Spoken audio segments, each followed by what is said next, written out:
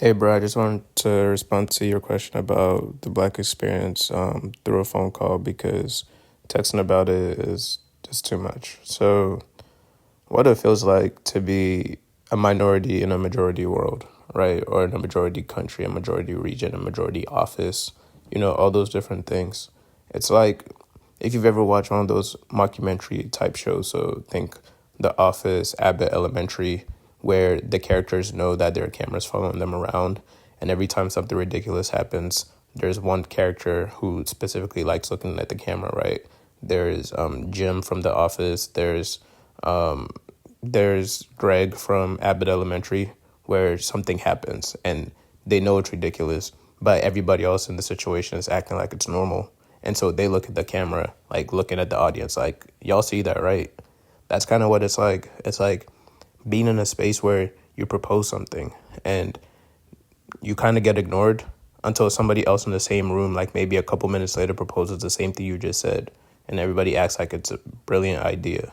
Or it's like somebody saying something weird and it's offensive or it's like derogatory or deriding or something like that. And you can see it, you could tell, but everybody keeps the conversation going like it's normal. Like, there's so many different examples of it. And so it's like being in a show where there are cameras and you look at the imaginary camera, right? Except the imaginary camera, I guess, in this case would be inside your head. You're outside, the sky is generally blue, and then you're in the office, and then someone's like, yo, the sky is green. And I was like, yeah, man, it's so green, it's crazy. And then there's a window there. Like, let's say you're even in a glass office, you're in a glass building, and you're surrounded by the sky, and you look at it, and you see that it's clearly blue.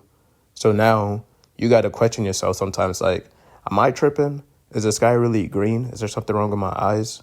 And that insecurity is what you carry with you because you live in a world that just defies all your thoughts, all your expectations. It's like it tries to keep making you feel like you're crazy. It's like you're being gaslit in your entire existence.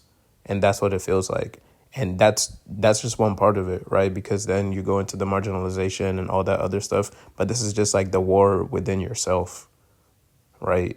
The war within yourself of just being in existence and not knowing if you can always trust what you're thinking and what you see, because there are times where you are wrong, but like it's difficult because if you're surrounded by people who are always making it seem like you're wrong, or people who are always invalidating you and stuff like that, how do you know when you're wrong versus when you're right?